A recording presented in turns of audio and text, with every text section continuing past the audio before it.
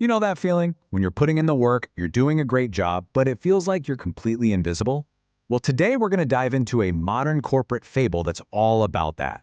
It's the story of the invisible professional, and trust me, it's got a powerful lesson for anyone who's ever felt overlooked. So let's meet the hero of our story, Marcus.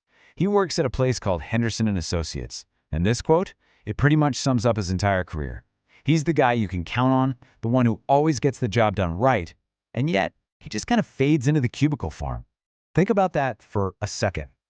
8 long years in the very same cubicle with zero promotions to show for it. He's watched people with way less experience climb right past him.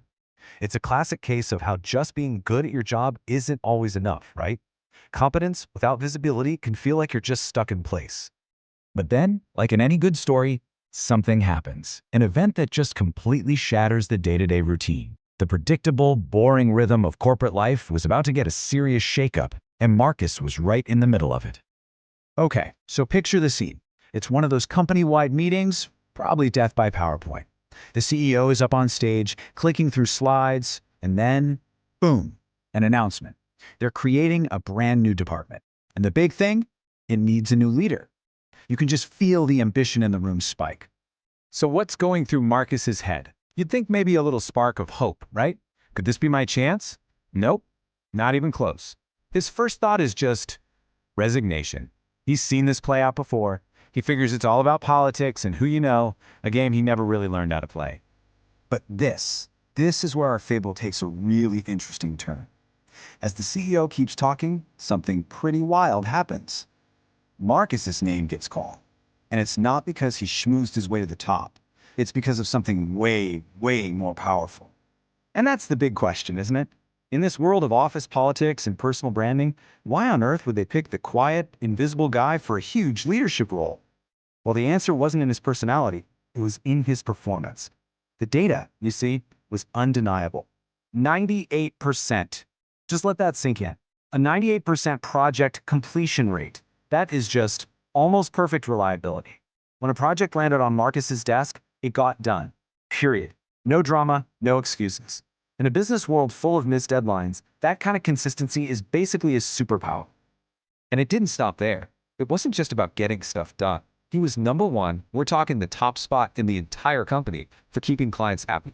That's not some fuzzy feel-good metric. That's a direct impact on the company's bottom line.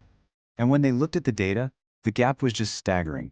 You had the team average chugging along right here. And then you had Marcus, way up on a completely different level. All that meticulous work and attention to detail created a performance record that was, literally, off the charts.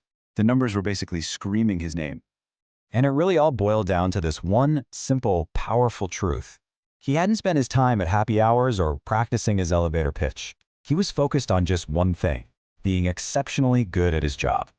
So as Marcus is standing there, probably in complete shock, he has this massive realization. He'd always believed there was just one way to succeed. You know, the path of being seen and heard. But he had accidentally been forging a totally different path, the path of being truly valuable. So let's just break these two paths down. You've got the visible path, it's all about networking, self-promotion, playing the game.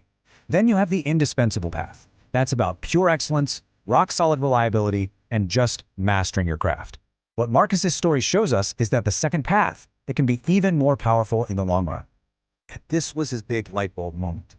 The real goal isn't just about climbing the ladder. It's about becoming so good, so essential, that the people around you just can't imagine getting things done without. All right, so what's the big takeaway from this whole story? What's the lesson we can pull from Marcus's completely unexpected journey from the back office cubicle to a major leadership role? Let's get really clear on this one. Indispensable. It means being absolutely necessary. It's not about being the most popular or the most liked. It's about being so fundamentally vital to the team's success that you're a cornerstone. And that's what Marcus had become without even trying. And there it is, the moral of our fable. Over the long haul, true, undeniable, consistent excellence. It creates a signal that's so strong it just cuts right through all the noise of self-promotion. It might be a quieter path, yeah, but eventually the results speak for themselves. So I'll leave you with this question to chew on. In a world that is just full of noise and constant distraction, how are you building your signal? Are you focused on being the loudest, Or are you focused on creating work that's so good, so valuable, that it simply can't be ignored?